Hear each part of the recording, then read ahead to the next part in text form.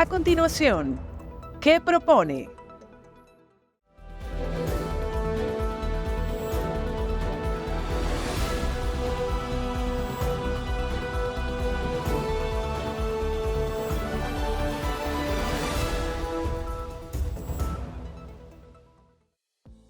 Hola, ¿qué tal, amigas, amigos? Bienvenidos una vez más a nuestro programa ¿Qué propone? Estamos buscando información, estamos indagando sobre la situación en general del país de cara al 28 de julio y por ello en esta ocasión hemos querido entrevistar a Luis Oliveros, es economista y además es decano de la Facultad de Fases de la Universidad Metropolitana. ¿Qué tal? Muy bien, bienvenido a ¿Qué propone? No es candidato, pero no se asustó. Sí, No, sí, sí. Bueno, unos se asustan y otros quieren y mueren por ser Si candidatos. mi esposa te oye, bueno, inmediatamente baja y empieza a hablar con nosotros aquí. ¿Cómo eso va a ser candidato? No soy candidato. Para Nada que ver, pero justamente el proceso político actual, el de cara a las elecciones, en la percepción de algunos ha paralizado un poco la economía porque la gente está a la expectativa, la gente está a la espera y sobre todo por esta incertidumbre de que no se sabe si el gobierno un día va a suspender va a suspender las elecciones, va a suspender una tarjeta, va a inhabilitar un candidato. Entonces, ¿es real esa percepción de que todo está aguantado esperando el 28? Sí, no vamos a decir que está paralizado, pero sí mucha gente está como los planes de inversión, muchas empresas grandes, empresas medianas, hasta empresas pequeñas, y uno mismo. Una inversión que tú puedes hacer, bueno, vamos a esperar que pase el 28 para tomar una decisión, porque pueden ser dos escenarios muy distintos, ¿no? Un escenario que gane la oposición, un escenario que gane el gobierno, o un escenario que gane el gobierno con otras implicaciones, ¿no? Y sin lugar a dudas tú lo ves, tú hablas con empresas y te dicen eso, vamos a esperar que pase el 28 y a partir del 28 yo tomo la decisión de invertir más, de invertir menos, de comprar algunas cosas y no comprar, ese tipo de cosas. Sí, es una percepción que no es para nada errada, es lo que pasa y pasa regularmente en Venezuela en una elección presidencial. Pero pasa en Venezuela por la misma situación política, por esa historia de 25 años de que hay un gobierno que un día dice una cosa, otro día hace otra. Sí. ¿Es por eso? Sí, yo le digo, por lo menos a muchos de mis clientes, les digo, mira, independientemente de lo que pase el 28, tenemos un 29. Y el 29 vas a tener que abrir la Santa María, obviamente son escenarios muy distintos. Pero claro, hay un tema de incertidumbre. Si gana una de las dos partes, pero no gana convenciendo a la otra, o por lo menos si gana el gobierno, y no gana que genere ese triunfo, un consenso, te puede generar un escenario muy distinto a que gane convincentemente. Entonces, a lo mejor más sanciones, o a lo mejor hay más presión en el tipo de cambio porque la gente se asusta más. Pero mira, yo creo que en líneas generales el escenario para el segundo trimestre del año, si bien va a tener incertidumbre, y oye, va a ser muy, muy feo lo que voy a decir, pero yo creo que lo peor que hemos visto, el tema de hiperinflación, caídas muy fuertes, creo que eso no está planteado por lo menos en los próximos meses. ¿Aún ganando el gobierno? Aún ganando el gobierno, ¿no? Y aquí no voy a defender al gobierno porque el gobierno bastante que se defiende y para nada estoy con el gobierno, pero el gobierno ha demostrado, por ejemplo, que te habla de equilibrio fiscal. Un gobierno que habla de equilibrio fiscal, que no aumentó mucho los sueldos por el tema de equilibrio fiscal, a pesar de todas las implicaciones que tiene desde el punto de vista hasta de popularidad. Pero yo ahorita no veo que podamos llegar a una hiperinflación tan rápido como llegamos en años anteriores, también por el tema de la dolarización. Y por el lado de la oposición tienen como el tema económico más claro, por lo menos los asesores que han hablado pareciera que lo tienen más claro. Entonces yo diría que más allá del que gane, y sin lugar a dudas vamos a tener incertidumbre, pareciera que el tema económico no vamos a ir a una tragedia como la que vivimos, y sabemos muy bien lo que vivimos hace 3, 4 años. Claudio Fermín, candidato, dice que el gobierno no aumentó los sueldos y salarios porque el problema de las sanciones. Sí, es por culpa de las sanciones, que no hay aumento de sueldo. Mira, la gente conoce muy bien mi posición sobre las sanciones, pero no es culpa no es culpa de las sanciones que no haya aumentado los sueldos. A ver, las sanciones han generado innumerables problemas, pero el tema de la mala política macroeconómica del gobierno de años anteriores es una de las causantes por las cuales no aumentan los salarios, ¿no? Y el gobierno no lo aumenta porque no tiene suficiente dinero ahorita para hacerlo. Entonces, yo no creo que culpar las sanciones solamente de lo que está pasando en el país, creo que es un error. Ahora, las sanciones sí son responsables. El gobierno tiene razón cuando, por ejemplo, dice que no se han comprado insulina por culpa de las sanciones, que no ha habido el aumento de sueldos por culpa de las sanciones, que la mayoría de las cosas que ocurren en el país son por culpa de las sanciones. Mira, a ver, pongamos en perspectiva, 2017 empiezan las primeras sanciones financieras contra el país, 2019 las petroleras. Ya 2017 y 2019 ya había crisis en Venezuela. Entonces, culpar de las sanciones a todo lo que pasa en Venezuela es una parte que no es cierta. Ahora, menospreciar el efecto de las sanciones en la economía venezolana también está mal. Por ejemplo, Venezuela es muy fácil sancionarla. Tú le quitas la posibilidad de vender petróleo a sus mercados naturales, que es Estados Unidos y Europa, y sin lugar a dudas le das un golpe a sus finanzas. Y lo hemos visto. Ahora bien, PDVSA venía con una producción declinante, la industria petrolera estaba colapsada. Entonces, mira, culpar de todo las sanciones no es cierto, pero decir, no, las sanciones no han hecho nada, tampoco es cierto. Yo creo que hay medias verdades allí en el discurso de parte y parte en los radicales. El gobierno culpa de todas las sanciones. Yo le digo a mis amigos que dicen que las sanciones son una maravilla, que tampoco las sanciones son como la sábila, que te sirve para todo. No, no, no. Y las sanciones, lamentablemente, han demostrado que no han servido para nada en países de que podemos pasar todo el día hablando, Cuba, Irán, Yemen, un conjunto de eso. Entonces, mira, yo creo que no es cierto eso que las sanciones son las culpables de todo, pero insisto, las sanciones han tenido y siguen teniendo un efecto importante en la economía. A nadie le gusta vivir en un país sancionado. Ahora, sí ejerce presión sobre el gobierno el hecho de que, por ejemplo, una vez que el gobierno de los Estados Unidos levantó algunas sanciones para que las petroleras pudieran trabajar en Venezuela, esos son los dólares que están manteniendo equilibrado el tipo de cambio.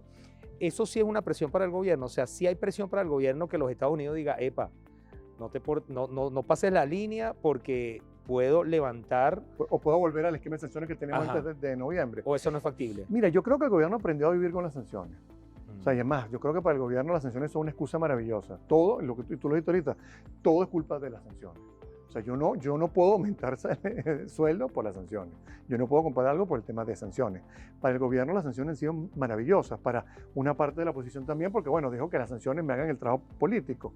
Y por otro lado, yo creo que Estados Unidos se dio cuenta que metió la pata con el tema de las sanciones, porque no generaste el cambio político, generaste más problemas económicos y no se han cumplido ninguno de los objetivos. O sea, que no es presión para el gobierno eso. Mira, yo creo que al final el gobierno, y aparte el gobierno tiene amigos que tienen PhD en sanciones.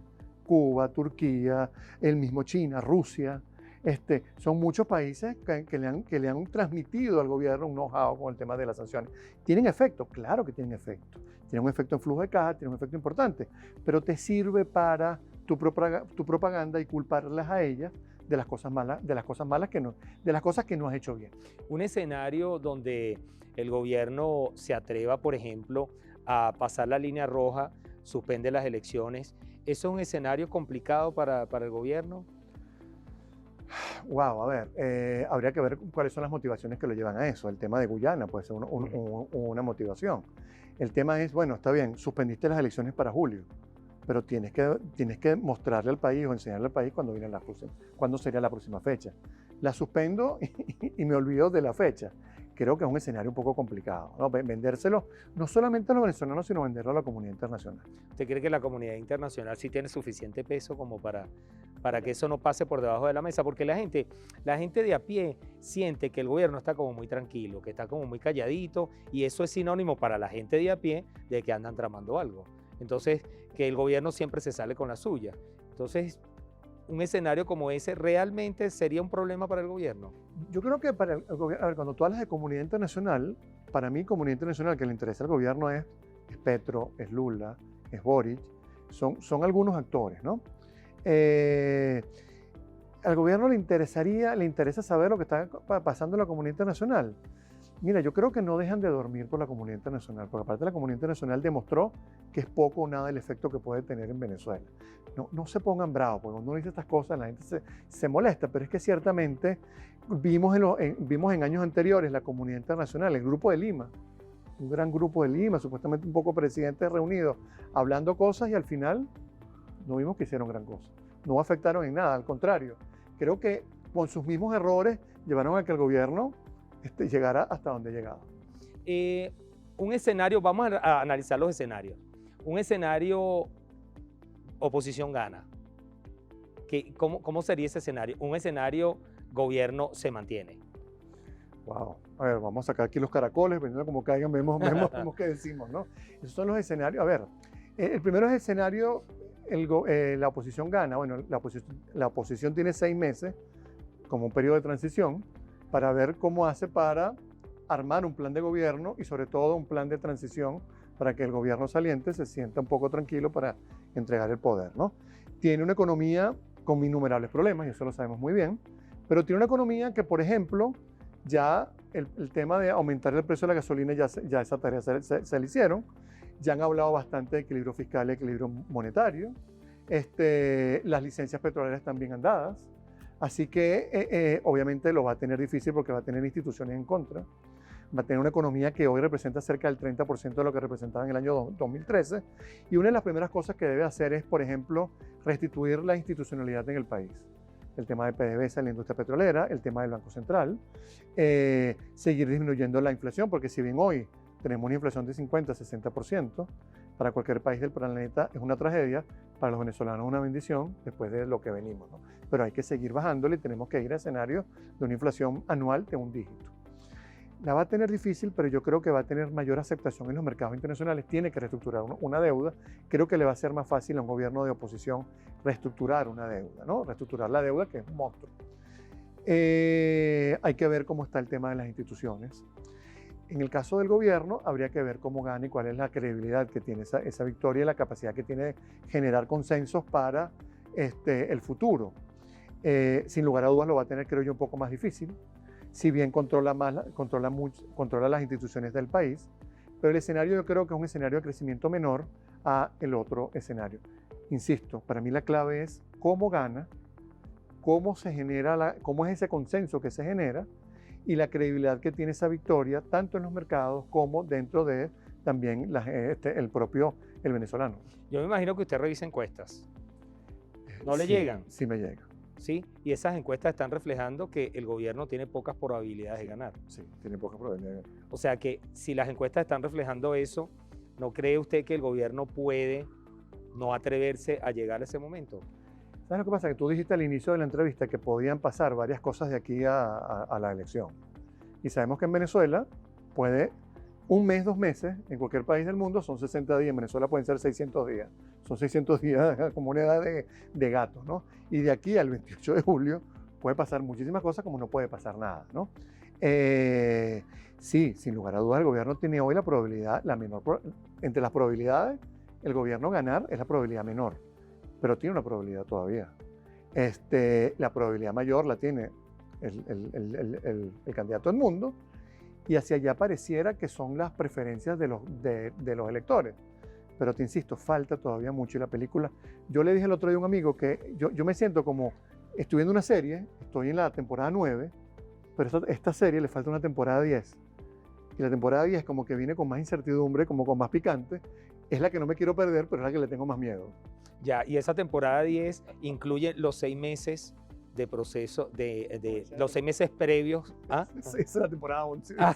Los 6 meses previos a la entrega en enero. Esa temporada para mí es la temporada 11, porque ya esa es otra temporada, ya esa es otra serie. ¿No visualiza en el horizonte si el gobierno llegase a perder una entrega anticipada? No creo. Ese escenario no lo ve posible. No creo. Yo tampoco. A ver, tú me dices hoy cuál es la mayor, amor. Esta entrevista sale y a la semana pasa totalmente distinto a lo que yo digo. Bueno, exacto. Mala suerte, pero yo hoy pienso que la probabilidad mayor es que haya elecciones. Creo que al gobierno le interesa más las elecciones que no ir a las elecciones. Por más que hoy tenga, como bien tú dijiste en la encuesta, la probabilidad de perder mayor. ¿Pero por qué le puede interesar al gobierno ir a las elecciones? Aún sabiendo que va a perder, como nunca además. Es que, ¿cuáles serían las excusas para no ir? O sea, ¿cómo convences a la gente? ¿Cómo convences a las instituciones? ¿Cómo convences en general? ¿A cuáles instituciones? Bueno, las instituciones nacionales y extranjeras, o sea, los partidos políticos, a la misma gente que te está apoyando, al estamento militar. O sea, yo lo veo más difícil no ir a elecciones. Yo creo que lo más cómodo, lo más sano es ir a elecciones. Es más, creo que se resolvería más problemas de los que crearía. O sea, yo creo que para el gobierno sería mejor ir a elecciones. No ir te genera problemas adicionales. ¿Qué problemas ve usted? ¿Cuál es la fecha? No fuiste en julio, ¿cuándo vas a ir? ¿En agosto? ¿Septiembre? ¿Diciembre? El país cambia notablemente de aquí a diciembre. Desde el punto de vista económico, yo lo que creo es que de aquí a diciembre tendríamos más incertidumbre.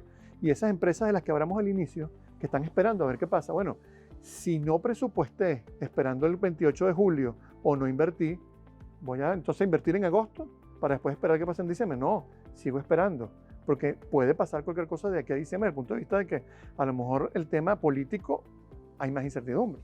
Entonces yo creo que para el gobierno y en general para el país es mucho mejor que haya elecciones el 28. O sea, es una percepción. Ah, no, claro, es una percepción, es una opinión. Claro. Yo no tengo claro. toda la información. Ah, no, es, no, es lo, por es lo- es lo que supuesto. te dije, lo de los Claro, no, caracoles. no, lo entiendo. Lo estamos volteando ahora a los caracoles a ver qué tal y la bolita de cristal a ver qué tal. Pero Pues, todo pareciera indicar, según su análisis, que el gobierno le conviene más no suspender las elecciones el 28 de julio. me parecería a mí. Desde lo económico me parece que es mucho mejor.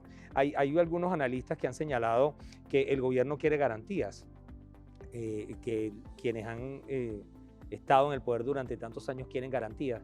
¿Usted cree que sí hay un proceso de negociación que genere esas garantías que el gobierno aspira? Mira, a mí me gustaría pensar que sí, a mí me gustaría pensar que hay la madurez política de lado y lado para poder llegar a establecer garantías, consensos y una transición en paz, donde se le garantice a todos los actores de lado y lado, sobre todo de quien está entregando el poder, que va a poder vivir tranquilo. Creo que esa es la mejor manera que tenemos los venezolanos para ir a un proceso de transición que nos conviene a todos si de verdad se da. Ir a un proceso en el cual tú no le garantices a la contraparte su tranquilidad, su paz, una transición en paz, creo que te genera costos de salida a los cuales no van a estar dispuestos a tomar esos actores. Y creo que en toda negociación hay que comerse sapos verdes. Y a lo mejor no todos estarán contentos, no todos estaremos contentos con las cosas que ocurran. Pero si eso va a hacer que en el corto, mediano o largo plazo sea lo mejor para el país, hacia allá tenemos que apuntar. A la gente no le gusta mucho la frase de doblarse para no partirse, pero es lo mismo, Mira, los sapos verdes. Yo creo que pregúntale a los chilenos. Los chilenos vieron a Pinochet como 6, 7 años como ministro de la defensa. Hoy pregúntale a los chilenos si fue una mala decisión tener a Pinochet como ministro de la defensa. Le puedes preguntar a los sudafricanos, le puedes preguntar a los españoles. Creo que tragarse los sapos verdes puede garantizar a un país que ha vivido con tanta polarización estos 25 años una salida mucho más tranquila, en paz y sobre todo que genere una recuperación económica que tanto necesita el país. Hay mucha gente, gente pasándola mal. Mucha gente que necesita ver una recuperación del país. Hay mucha gente que está afuera que quiere regresar. Venezuela perdió 75% de su tamaño de la economía desde el 2013 hasta el 2020. Del 2020 al 2024 hemos crecido 15%, números más, números menos. Pero eso solamente ha sido una recuperación de 4% según el tamaño de la economía del 2013. No hemos recuperado nada. Como muchos dicen, pasamos del sótano 25 al sótano 22. Nos falta muchísimo por recuperar. Y yo insisto, una transición, diálogo, consenso, pensando en el futuro del país, no pensando en el futuro de Isnardo, el futuro de Luis Olivero, pensando en el futuro del país, que es hacia donde tenemos que apuntar, yo pienso que es lo mejor que nos puede pasar. Hay la posibilidad, muchos señalan que si el gobierno se mantiene, la migración va a aumentar considerablemente. ¿Usted también lo ve así? Mira, a ver, los escenarios. El gobierno se mantiene y desde el punto de vista económico las cosas mejoran. Es el escenario un poco más complicado. La migración no debería aumentar tanto. Ojo, son opiniones. Claro, son opiniones. claro. No he visto encuestas donde dicen si gana él, ¿qué pasa con la migración? Si gana, no genera los consensos suficientes para decir fue una victoria en buena lid, ese tipo de cosas, y la situación económica empeora, es muy fácil pensar que la migración va a aumentar. Yo lo que creo, casualmente hoy en Twitter estaba leyendo a alguien, obviamente es una encuesta en Twitter que tiene la credibilidad en -0, y él ponía esa pregunta, un tuitero ponía esa pregunta, y habían opiniones de lado y lado. Ya me calé lo más terrible de la crisis, que es la hiperinflación, todo eso que hemos vivido, me voy a ir ¿a dónde? Porque también en Venezuela, o sea, los venezolanos en varios países nos están siguiendo, o sea, no la están pasando bien. Lo otro es, bueno, pero otra gente decía, sí, ya yo esperé mucho, si no pasó el cambio ahorita, yo me voy a ir, ¿no? Yo lo que veo es, hay que ver cómo es ese triunfo, qué consenso genera. Todo depende de eso, del todo cómo. depende, sí, todo depende. Y como nos gusta decir los economistas, vamos, ceteris paribus, vamos a ver qué tal, o el depende. Pero sí te diría que hay que ver cómo es ese triunfo, cómo ocurre y qué consenso genera alrededor. La gente se ha emocionado y se ha desilusionado en muchas ocasiones. Viene de una última desilusión con el gobierno interino, con la famosa frase vamos bien y gobierno de transición, todas esas cosas que pasaron y que estuvieron allí y la gente, bueno, se decepcionó una vez más. Creo que la gente ahorita tampoco se quiere decepcionar y está como prudente. Una decepción más ¿sería catastrófico o Mira, O como ha pasado antes, la gente se renueva.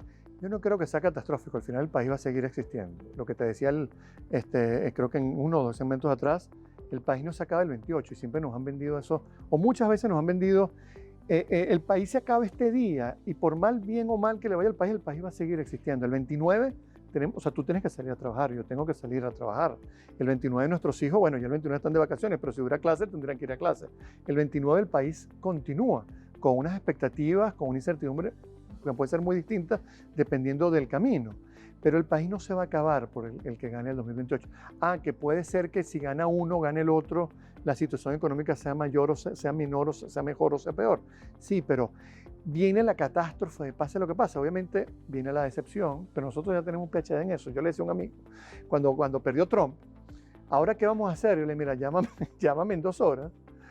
O llama a un amigo venezolano, si quieres no me llames a mí, pero llama a un amigo venezolano que tenemos un PhD en decepción electoral y él te va a decir cómo va a llevar ese guayabo de cara a ese tipo de cosas, porque de verdad que lo que tú dices, nos ha pasado mucho, la gente está, pero es que la gente también tiene tantas cosas que resolver. El venezolano tiene que salir a la calle a resolver su problema económico. Obviamente el problema político le interesa, pero su problema económico, el día a día, el cómo hacer para generar ingresos, ya tiene una preocupación menos, entre comillas, que es, bueno, el dólar no está subiendo tanto, pero bueno, ahora tengo que generar esos bolívares. Bueno, también pienso en lo político, pero lo político ya dejó de ser, dejó de estar en la prioridad de mis preocupaciones, porque lo político no me va a dar de comer. O sea, o no es lo principal que me va a dar de comer. Tengo que ver cómo hago para salir a la calle a trabajar, a generar. Eso, entonces, hay algunos analistas que he leído que señalan que la gente no está conectada con lo que está pasando políticamente en el país, que la gente está en sus cosas, pero como es asunto de percepciones, yo percibo que la gente es un paso atrás, resolviendo, pero mirando muy de cerca porque quiere votar y quiere cambiar. Exactamente, lo veo así, igual que tú. La gente tal vez no tiene ese fervor político, lo ves en las redes sociales, en Twitter es otra cosa, pero Twitter no es Venezuela. Es un submundo. Es un submundo, pero ¿qué pasa? Sí, ves a la gente resolviendo, ves a la gente pendiente de todo eso, pero ves a la gente, bueno, sí, yo voy a ir a votar el 28. Y ese es uno de los principales mensajes que hay que dar a la gente, hay que ir a votar. Esos llamados de antes de que no vayas a votar, no, hay que ir a votar. Después veremos qué pasa, pero hay que ir a votar. Y creo que la gente lo entendió, el venezolano lo entendió. No hablo de política, ya no me peleo con Isnardo porque piensa diferente a mí, pero yo voy a ir a votar. Y creo que eso es un cambio y habla de la madurez. Y eso creo que nos puede servir para un periodo de transición. Quiero un cambio. Que va a ser complejo si se llega a dar. Porque, por ejemplo, un gobierno distinto al chavista va a tener que aplicar medidas que no son populares. Sí, pero creo que tiene la capacidad, tiene un país que está dispuesto, yo creo que a que se tomen medidas para eso. Un poco lo que ocurre en Argentina, que le están dando como un chance a Milei debido a la profunda crisis. Sí, pero Venezuela tiene posibilidades de salir de la crisis, no voy a decir rápidamente porque nos cuesta mucho, pero Venezuela haciendo las cosas bien puede salir. El problema es ese, hacer las cosas bien. Y lo venimos oyendo, ¿no? De 25 años. Que hay que hacer bien, que sea impopular, pero que hay que hacerlo. Mira, impopular yo no creo. Yo creo que tú le dices a la gente, por ejemplo, necesito un banco central que sea independiente y la gente no se va a poner brava. Okay. Y el banco central independiente... Hay que aumentar la gasolina. Yo creo que hay que aumentarla. Ahora, hay que eliminar la gasolina subsidiada. Yo creo que tienes que ir a ese esquema. Okay. Y yo creo que es impopular. Mira, la mayoría del venezolano no tiene carro. ¿Ok? La mayoría del venezolano depende de un transporte público. La mayoría del venezolano... vería con buenos ojos que parte, y hay experiencia al respecto. En Irán se aumentó el precio de la gasolina, se bancarizó a buena parte de la población y esa plata se le dio en subsidios a buena parte de la población para que lo utilizara para comprar comida, por ejemplo. Entonces tú dices, y no estoy diciendo por favor que estoy a favor del CLAP, no estoy a favor de transferencias directas en dinero, que eso sí funciona en el resto del mundo. ¿Eso no es populismo? No, eso no es populismo. En el resto del mundo funciona. Es darle el dinero, no decirle a ti, toma, Isnardo, come esto. No. Te doy la plata como una ayuda por un determinado tiempo, tú decides en qué lo vas a gastar. Tú decides en qué lo vas a gastar. Esas cosas se pueden hacer. Por ejemplo, oye, hay que cambiar la ley orgánica de hidrocarburos, permitir la participación de la empresa privada, ya no 49%, 50, 60, 70, 80%. ¿Privatizar PDVSA estaría de acuerdo? No, ese es un planteamiento que se ha hecho. Sí, pero ¿qué vas a privatizar? O sea, ¿en qué parte del mundo la industria petrolera es privada? solamente en Estados Unidos. El resto del mundo venden participación, por lo menos Arabia Saudita con su plan 2030 vende participaciones de Saudi Aramco. ¿Para qué? Para hablar del futuro de Arabia Saudita ya no solamente de petróleo, sino de otras cosas. Venezuela pudiera permitir, es que tú no tienes que privatizar la industria petrolera para que la industria privada tenga la mayoría accionaria en los campos. Y los servicios, la gente le importa mucho la electricidad, el agua. Yo creo O sea, que tú juntas a todo el mundo ahorita en Caracas. En Caracas no, porque no nos pega tanto, pero nos pega. Pero en el resto del país le dice, ¿ustedes están de acuerdo con que privaticemos la electricidad o el agua? Creo que te van a decir que sí. Vas a pagar un poco más, pero te garantizamos que en un corto periodo de tiempo vas a volver a tener electricidad. Creo que nadie va a salir a la calle a quemar un caucho porque le vas a privatizar eso. Ahora, hay que hacerlo bien, porque también tienes que entender que para privatizarlo tengo que ir a un esquema de tarifas que el que la esté comprando le vea el queso a la tostada y vea que es su rentabilidad. Y eso no es populismo, no estamos hablando de populismo, privatizar empresas. Pero el problema en Venezuela no es tanto el tamaño del Estado. El Estado venezolano tenía 50 puntos del PIB, hoy es 20 puntos del PIB, hay cosas que se pueden privatizar. El problema de Venezuela hoy es generar ingresos. Y generar ingresos hoy en el corto plazo significa aumentar la producción petrolera. Las empresas de Guayana, habría que privatizarlas. Aquí la gente se va a poner brava conmigo, pero yo no creo que, o sea, quieren privatizar, adelante, pero yo creo que regaladas salimos bien. Hay que entregar esas empresas son deficitarias y han sido deficitarias casi siempre. El único ¿Qué significa entregar? ¿Entregarla a tercero? Entregarla, no. A tercero. Privatizarla. No, pues, entiendo. Sí, porque ya va, porque tú sabes cómo son las cosas. Cuando digo entregarla es eso, a terceros, privatizarla, porque no es que la vamos a regalar, porque después la gente dice que Luis Olivero dijo que había que regalarla. Pero sí, el Estado no puede seguir manejando esas empresas. En el momento, Techín, cuando las manejaba, esas empresas funcionaban bien, los trabajadores estaban bien remunerados, Ciudad Guayana y Puerto Ordaz, todo eso estaba funcionando bastante bien. El tema es que, bueno, cuando las nacionalizaron, empezaron todos los problemas. Creo que llegó el momento de entender que el Estado venezolano no puede ser dueño de tantas empresas como lo es. E insisto, el tamaño del Estado venezolano bajó de 50 a 20, pero todavía hay cosas que se pueden hacer y cosas buenas que se pueden hacer. Bueno, las cosas que no se pueden hacer es por razones de tiempo, porque se nos acabó el tiempo y le agradezco muchísimo. Nos acompañó Luis Olivero en nuestro programa de hoy. Vamos a seguir en esto, analizando todos los escenarios y el panorama político y económico del país de cara al 28 de julio.